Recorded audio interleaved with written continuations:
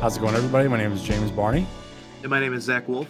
Having been a fan of Todd Rundgren's music since the early 1970s, and after surveying the early web in the 90s, our guest today, Roger Linder, initially found sources of TR and Utopia information in internet chat rooms and forums, but decided to start his own webpage, TR Connection, accounting for tour information, memorabilia, discography content, lyrics, and much more. The site has grown with millions of visits since its inception in the mid 90s. Todd Rundgren himself has endorsed this page as an authorized fan site. As well as being a webmaster for the prolific TR fan site, he has authored books and speeches, co-created Toddfest West, and proudly raised his family in California. Roger himself, a lifelong musician that has composed dozens of pieces of music, including 2 rock operas, does note that it's been a fan participation that has contributed a large part of the site's success. And that's what we'd like to discuss today with you, Roger. After all these years, what do you think it is about Todd Rundgren over anyone else? You could have been you could have started a Billy Joel fan website. You could have started a Beatles fan website. Why do you think it was Todd Rundgren? I could have started a Uriah Heep fan Yeah. site because that was my early '70s, major band. Is Uriah Mhm. Heep and the Beatles. And then Yeah. all of a sudden, a friend of mine turned me on to Todd Rundgren, and I thought, wow, I really like this stuff. And I Something Anything was basically the album that introduced me, and especially Black Mariah. Mhm. Oh yeah. And then Was It True Star was out, so I picked that up, and of course that took us in a completely different direction. And I like that a lot too. And that's about the time that I started going to Todd concerts in 1974. So, and Excellent. it was it just spoke to me in that particular way. The music was diverse. There was a lot of just unusual stuff going on. It didn't stay in one genre. And Mhm. even over the years, he's changed so many things, and I still follow it. I just like all of that he's done, and he quickly became my favorite musician. So when it came time to try to do something about that, in the web, the web was pretty young, and there really wasn't much out there in the Mhm. early to mid 90s there. We had everything was basically based on email lists and everything, and people would exchange information back and forth, and if they would Mhm. catch tour dates and Mhm. different things. Of course, there was things like the Utopia Times newsletter, but that was only once a month, and people were wanting Mhm. more real-time information. So that's I when I see. just started looking about, how could this be provided? I was learning about the web at the time, and I thought, okay, I'll put this together and see if anybody bites. And apparently they did. And the Utopia Times Yeah. was a fanzine? Yeah, it was a fanzine. It went on for several years. It folded, just shortly after the TR Connection came out. I don't know if it was competition or just whatever, but Yeah. eventually, the web was out there, and it was providing a lot faster information. Sure. And there was a couple follow-on type things, another fanzine called Black and White that went on for a couple of years. Mhm. And I appreciated having those available because I think that they really did provide a great service. And Mhm. TR Connection was there to sort of complement that particular type of print medium with something a little bit more interactive. I Mhm. designed it over the first few years to be sort of a social network type of thing, with Mhm. people contributing, creating profiles and stuff like that. So Mhm. it wasn't quite a Facebook, but it definitely had a lot of the same components as those different kind of social media type things.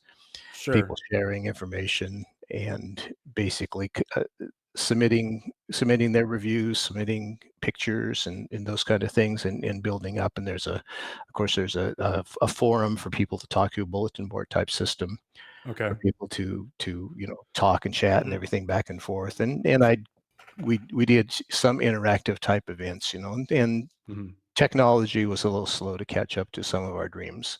Sure, But yeah. So so does the website today still use a similar web format basically, to it's very similar. The structure has changed, slightly over the times. I went with a more of a thematic approach where I could sort of categorize things on the basis of of how they related to Todd's album names.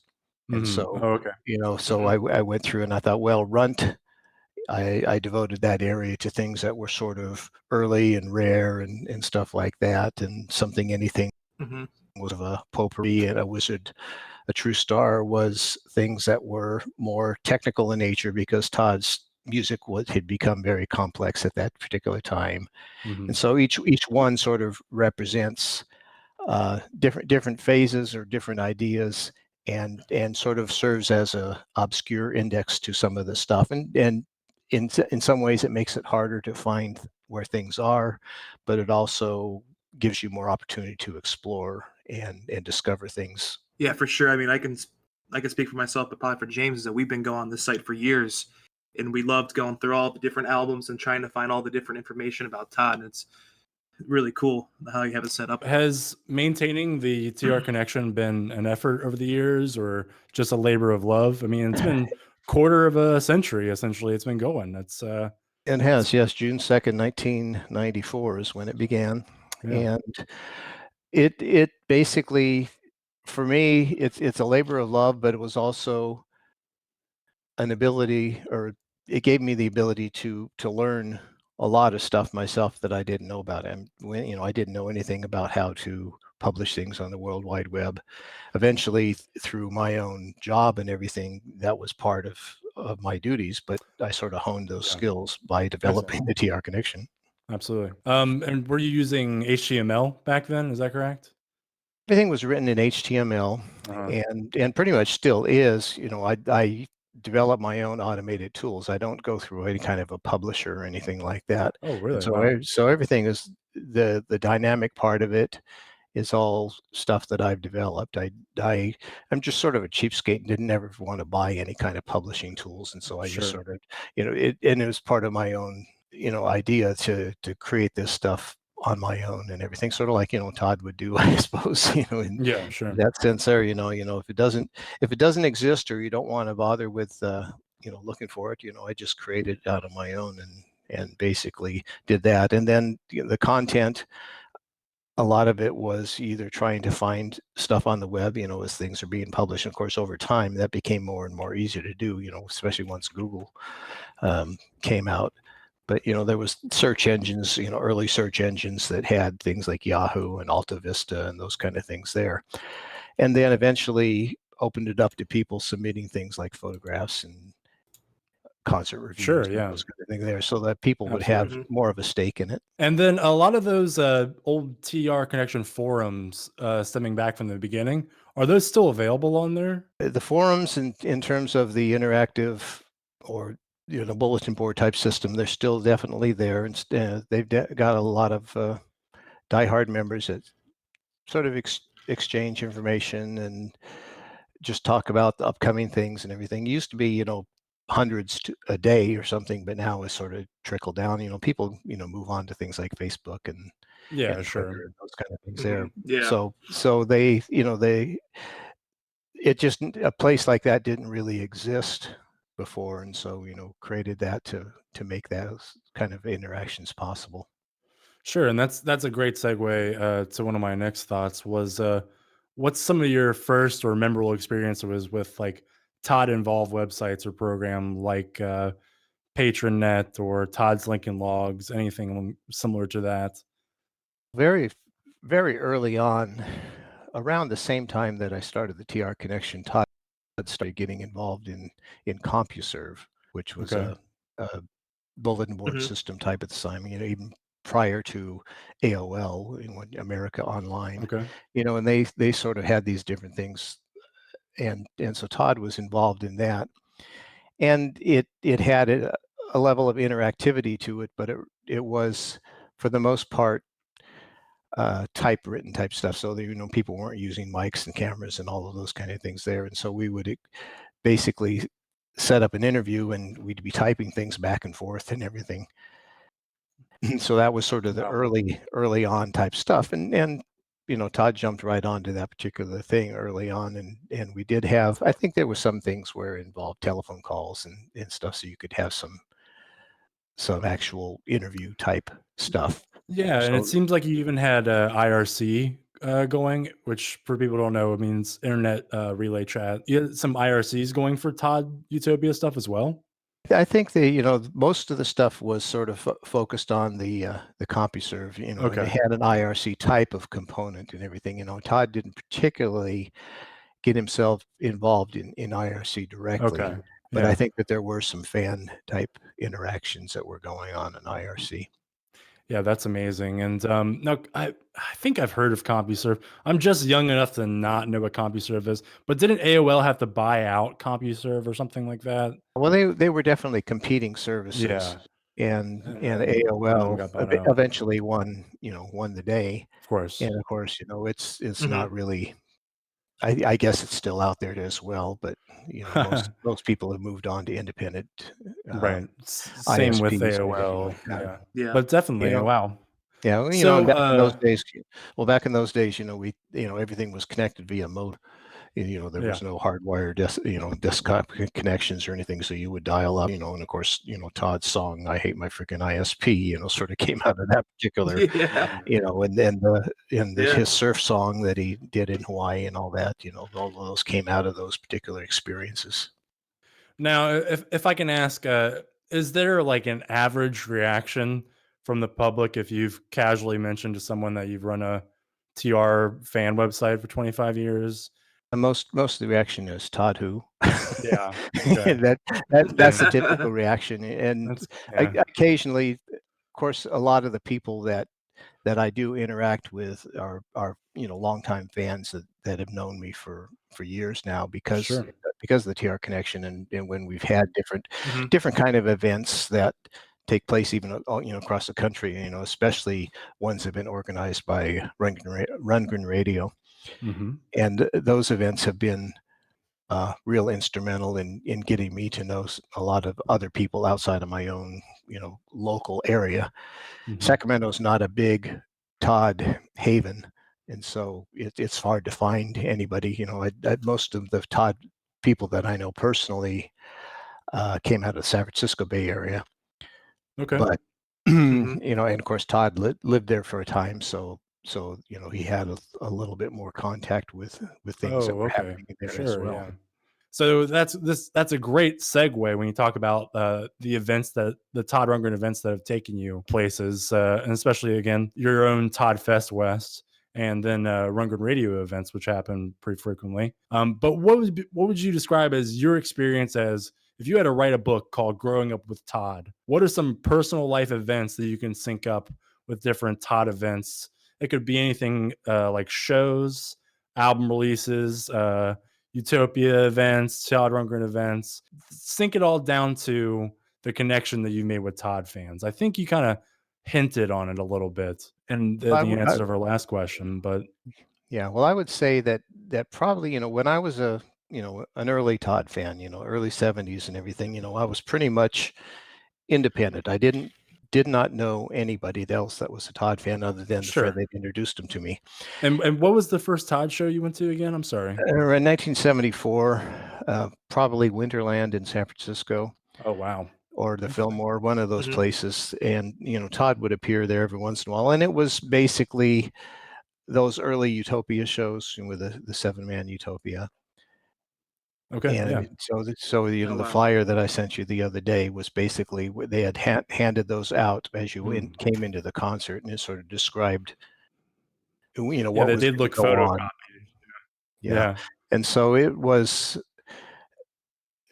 the concert was, here was Todd, he's got his reel-to-reel tape recorder on the stage, and he's sitting down at his piano and he's playing, and the music is being played through the tape recorder, and that was his first half of the show. Second half of the show, Utopia comes out and they do all of their prog type stuff and everything like that. And so Mm. this was, quite an experience. But I would go to these concerts. My wife and I, or let's see, probably initially when she was my girlfriend, we would go to the concerts and everything, and we'd go to the shows. We'd drive to San Francisco, see a show, come Hmm. home.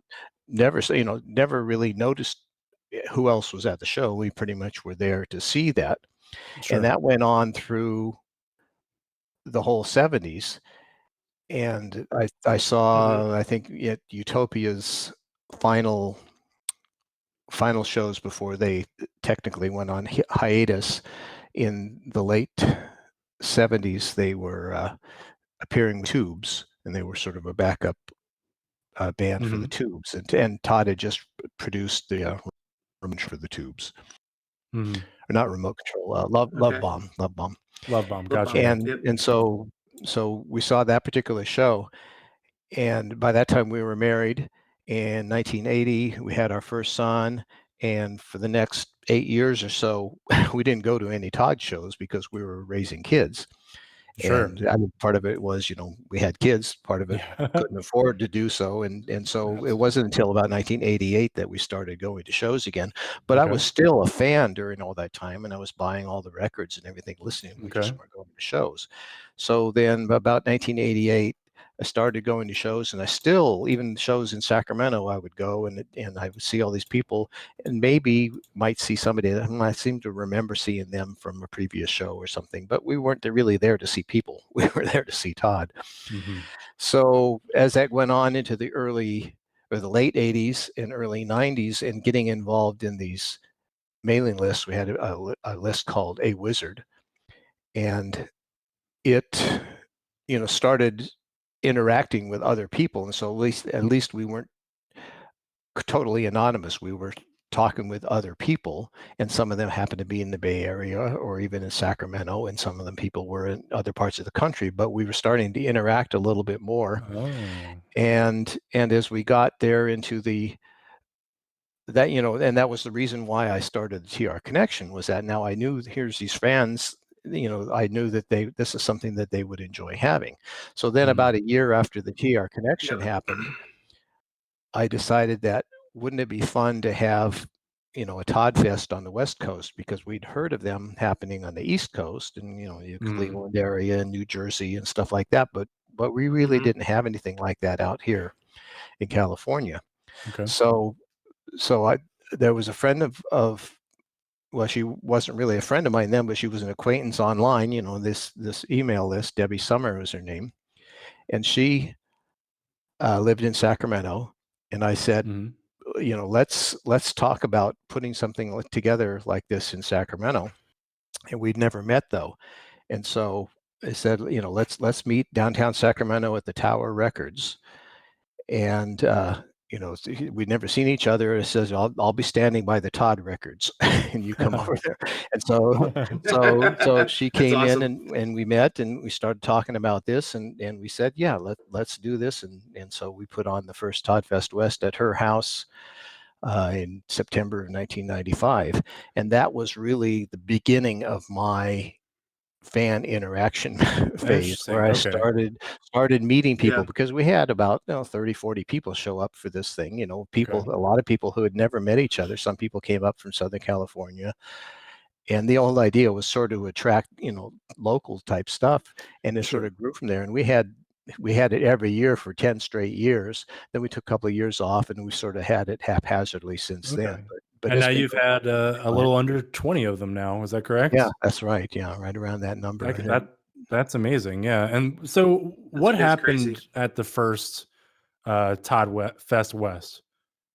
Basically, the whole idea was come together, bring stuff. If you've got posters, if you've got pictures, if you've got records, bring stuff and show other people. It was just basically a little mini con type of thing, where people could come and bring their stuff, bring your instruments. We might have a jam session. And of course, we've got a couple of people with video cameras running and stuff to try to capture some of that. And the whole idea was basically, here's a party. We're going to have some fun. We don't know how long it's going to go, but I think we ended up probably 5 or 6 hours, something like that. And at the end of it, we thought, this was fun. Let's do it again next year.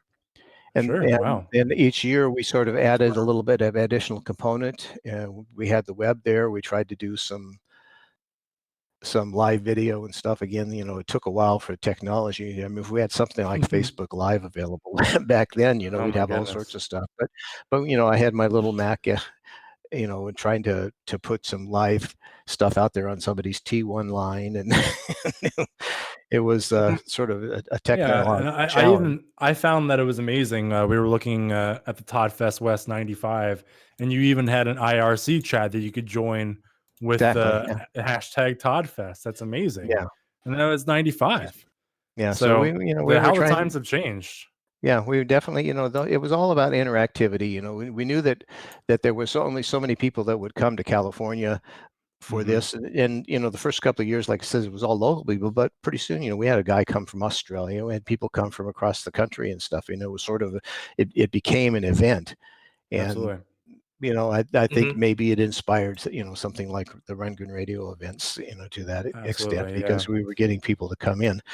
And eventually we added, we had a couple of people who wrote parody lyrics for some of Todd's songs, and then there would be a performance of those, Oh and we would yeah. sing along, Mhm. and it was just great fun, and each one had a different flavor depending. I had it at my house a couple of times, Mhm. and we have a swimming pool, so everybody went swimming, and we started barbecue type stuff there. When other places, Sure. we just inside of somebody's house in San Francisco or something, where maybe it's a little bit foggy, so you're not going to be swimming, but we're just Mhm. playing music.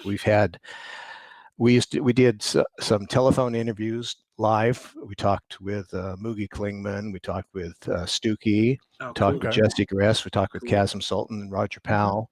Never Wow. talked with Todd directly, although he did call. We'd had a voicemail line set up one time, and he did call and left a voicemail for us, which we then Wow. played for the people. And he talked about a tour that he was going to be doing up in Canada, and so he gave us a little bit of scoop Oh, for that. cool. And Wow. so that was nice to deal with all that. I think that's amazing to have those resources, especially for a quarter of a century. But so continue our story of growing up with Yeah. Todd. So you do the Todd Fest West things, and then what? Toddfest West, we're continuing to do that over the years, and then 2008 pops up, and Todd is going to turn 60 years old. Hmm. And Mm. a lot of fans got this invitation to saying that Todd is going to invite people to come to his home for Todd. Well, he wasn't even called it was just called a camporee or something like that. Hmm. And he was going to celebrate his 60th birthday, and he was going to invite people to come to his home. And so Hmm. I got the invitation, and we said, yeah, we'll do it. And of course, that became Toddstock. Of course. And there was Yep. I think a total of 300 people or something that participated in, and a lot of people stayed on the property, camping out. We stayed in a nearby cottage, and so we don't particularly care to camp, but we came Yeah. out every day, and we interacted with fans. And again, that was sort of the great, outside of Toddfest and local fans, we were finally meeting people that we had known online for several years in cases, and they were coming from all over the country to gather at Toddstock. So I mean, it really truly was like a Woodstock experience, but a Wow. Toddstock thing. And I met Doug Ford first time. He's a Rundgren Radio, and Mel Kane, Hmm. and then Bill Bricker, who was very active, involved in a lot of Todd art, and created Yep. some of the Todd T-shirts and some of the album covers and everything. And so all these people that I had known, quote, for years, but have never met, and here we are all together and being able to see each other for the first time. So that was a tremendous experience that gave us uh, all of the a tremendous experience that gave us, this community that had been established over the years. Absolutely. Oh yeah. And so Toddstock is a celebration of his life and his fans, correct? Would you describe it as that? So yeah, and I mean, it was there to celebrate Todd's 60th birthday, Yeah. and really he had never done anything like that before. Okay. He had never done it's certainly anything on that level. He'd done autograph sessions and stuff like Okay. that, but Yeah. sort of everything Yeah. changed after that. All of a sudden Todd was more involved with his fans. And so then when 5 years later, the next Todd stock came up, and 5 years after that, the next one. And I didn't attend either of those, I see. but That is quite the jump to go from leaving a voicemail at a local Todd con to having a full out the full-on party at his house. Exactly. That is quite the jump. Yeah, when you put it like right next. And I've seen footage from that. There's that DVD, I think, that's available. I think it's from the first stock, and it's incredible. Yeah, I can't imagine what it is. I've only seen a Vice article about it. I mean, I've met plenty of people who have gone, and plenty of people that have just looked at me like, "Oh wow, you didn't go," because my birthday is the day after Todd's too, so I would be living it up, having a good time. But I can't imagine that. So, what would you say? Would you say that's one of your favorite Todd interactions? Was that Todd stock? Yeah, that certainly is right there at the top of the list. It's just, you couldn't have asked for more open access to them. And of course, Todd wasn't really that much available during the day. They were actually rehearsing most of the days because at the end of the week they put on a concert where they debuted the album Arena. Oh, okay. And so, oh yeah, that was 2008. So yeah, there you go. Right. So he and the band were basically all day long. They were rehearsing, and then in the evening we would have these gatherings and dinner and all that kind of stuff. And then, Todd and Michelle would be out there, greeting fans and just sitting around and eating, and people would be chatting, and Todd would be serving up drinks. They had a couple of bars set up, and interesting. So that was sort of the interaction. Awesome. Okay. But a lot of people were, expecting to maybe, have more Todd concerts and everything like that. But the only concert was the final night on his birthday Sunday. And that's when he brought the band out, and they played right outside of his home to probably maybe 500 people at that time, because a lot of the locals that live nearby came as well, to see that. And it was the debut. Nobody had heard Arena before. It hadn't been released yet, and so he basically played the entire album live. Wow. And we got to hear it first. Sure. Yeah. Yeah. So after the years of different media formats and memorabilia, what does your Todd collection look like today, and what's like a prized possession? Like mine would maybe be my Todd CDI autographed video game, or maybe my Back to the Bars test press. Yeah, or maybe mine would be my second win poster, something like that. Let's see. Of course, I've got a complete LPs and CDs of all the Todds, and I have a lot of either live shows. Most of the ones that have been commercially available, and a few bootlegs and all that. Okay. I have a big barrel. One time I got I got a notice from the post office. I used to have a PO box set up for people to send stuff, that people at that time, not everybody had email even. And so, if you want to send something, you can send it to me at this PO box. And so one day I walked into the post office, and my PO box had a little note and says, "We got a package for you." And so I had to go up, pick it up, and here's this big box.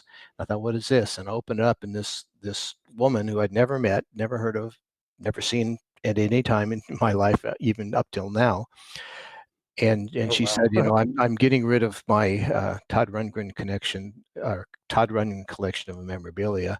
I just can't keep it anymore. He says, I want you to have it. And so she had all these different magazine articles and scrapbooks and letters from the record company, because she used to write to the record company to get fan information and everything like that. And there was a whole bunch of stuff like that. And I've still never really organized it. I just got this big barrel full of this stuff, and I go through it every once in a while. So that was quite a thing to just get out of the blue. And you still have all of that? I still have all of it. Yeah. I was never really, my collections were basically just the music. I wasn't really that big on collecting magazines and articles. Yeah, sure. So this basically filled that gap where I didn't have it before. And it was interesting. And I think I may have sent her back a letter saying, thank you very much, but I never heard from her again. Like I said, I've never met her. I can't even remember her name, and I think it's obviously it's in the stuff that I have. So that's an interesting collection of things. And over the years, I've picked up the different books that have been written about Todd. There was the the Oh yeah, Billy James ones, that's and a good one. Paul Myers, and the fact Yep. that knowing about Todd and getting a chance to meet him, and the different members of his band, or entourage or something like that. Those have always been fun times to be able to Yeah. get that. When a Wizard of True Star concert was put on here a few years ago. In Akron, I believe. It started in Akron, and eventually they did a run of shows in California. Mm. One in Oh wow. Sacramento, two in San Francisco, and in Los Angeles, and one in Ventura. I don't know if it's 6 or 7 shows altogether. And so we went to all of those particular shows and everything. We just sort of followed, and I'd never really followed a tour like that before. I usually go to one show and that's it. But this one Yeah. here, it had that Mhm. particular event. So when he came to Sacramento, I was able to go backstage before the show. And so I had my, A Watts poster, and I had everybody sign it, and I got a chance to chat with everybody in the band at that particular time and everything. And so that was sort of a special moment too, to be able to do that. And one thing, Absolutely. TR That's really Connection cool. has sort of opened up a few doors for me and able to get Sure. access. I don't push for access, Okay. but every once in a while I'll be invited to Yeah. these, and so I certainly say yes, I'll do that. Most Absolutely. most That's very Yeah. most re- respectable. yeah, most recently during the White Album tour, where they're doing the Beatles White Album. Mm. We had Yep. a show here near Sacramento in Jackson. It was one of the last. In fact, it was the last show of the tour. And so, the Spirit of Harmony Foundation, Jean, who runs that, she asked me Mhm. if I could go, since I was going to the show, if I could, go after the show and pick up Todd's Bungalow Bill outfit from him. And they want to auction that off, for raising Oh money for yeah, the Spirit of I Harmony did see Foundation. that in the auction now. I Right. remember, yeah. That's cool. And so I got a chance to, after the show, they gave me an after show pass and everything, and I got to go back and talk to Todd, and he showed me all the stuff and handed it off to me, and I took it back home. Oh wow, that's But so I got cool. to meet Mickey Dolenz, and I got to meet Oh boy. Joey Molland, and I got to meet Jason, and all of them, were just really cool to be able to talk to.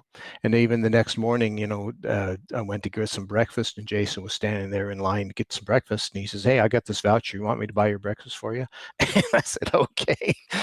And so That's awesome. these things just sort of happen, and if it wasn't for the TR connection, these things never would have happened. That's absolutely amazing. Just being a really big fan of somebody and then having these doors open for you. I have another question. At some time or another, you've seen and heard all of Todd's lyrics, but at this given point, what is your favorite Todd lyric? Oh boy. Well, I think the one that I like to quote the most, because I think I even kept it in my email signature for a long time, was Mhm. the whole universe is a giant guitar. Comes from, Yeah. I'm not even sure which one that comes from now, and it's off of one of the Utopia albums. But so that one there, just I like the imagery of that one. I used to do a lot of, and well, I think even sprinkled throughout the TR connection, I used Todd lyrics, for some of the section names and stuff like that. Yeah, I've seen So, that. when I wanted to, well, I used to get an email from somebody, and then you want to write back, and they type their email address wrong or something.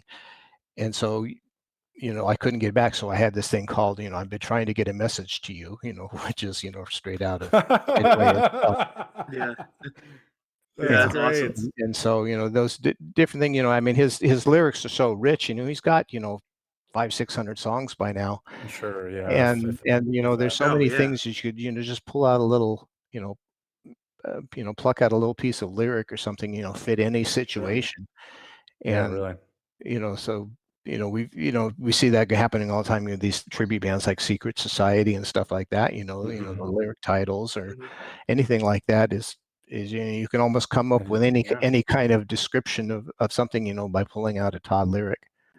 Yeah, absolutely. Well, I've really appreciated what you've done with TR Connection. It's a very powerful experience that I can go back and look at the first Todd show I've ever been to, I think it was 1997, and see pictures from that night that were not taken by my parents.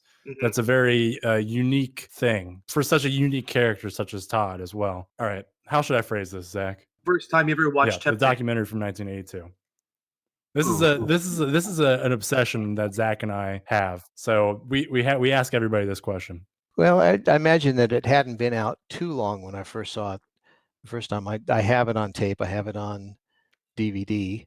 I haven't watched it for a while, but I would say that it maybe, I didn't get it the day it came out, but I definitely, watched it, soon afterwards. And it, it definitely has a very unique feel to it.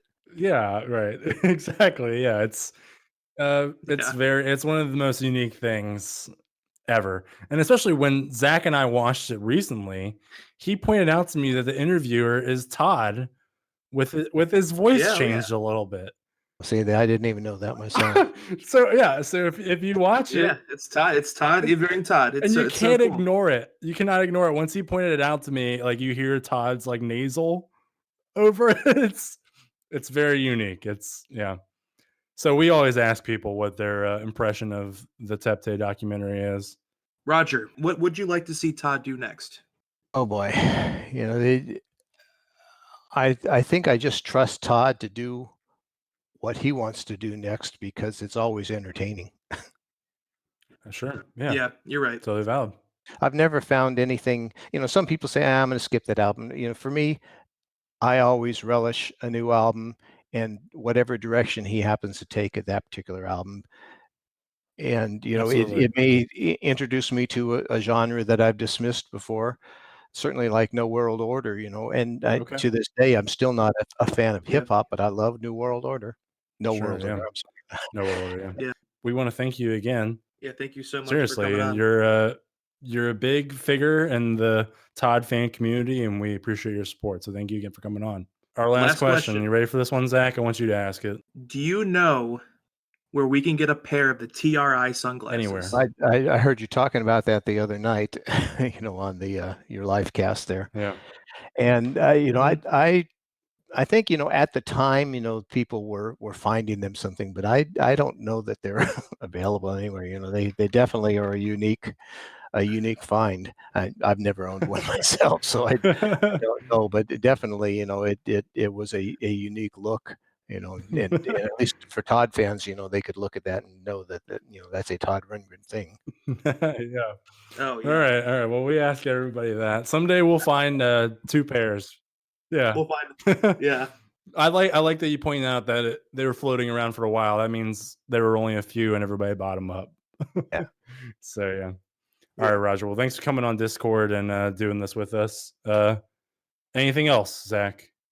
No, I think it was a great time. And I just want to thank you again for coming on our show today and everything you've done on your website over the years for us to enjoy. Keep it up. I'm glad, the site is either as old or maybe older than you guys. So, so it's interesting to have. I was 1 year old when the site was one as well.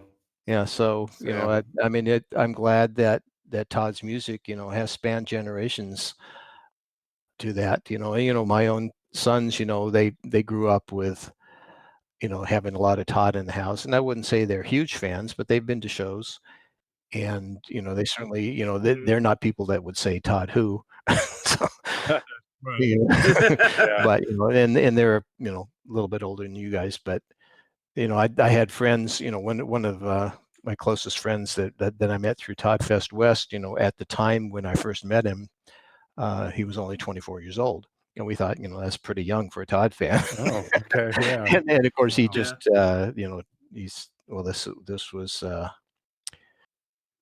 let's see, he was born in 1971, so he just turned, I think he's turning 50 next year. But, back then, 24, that was sort of out of the, you wouldn't expect anybody that young to be a Todd fan. Very cool. All right, Roger. Well, thank you again for being with us today, and thanks again for listening, everybody. Thank you. Toddcast Cleveland signing out.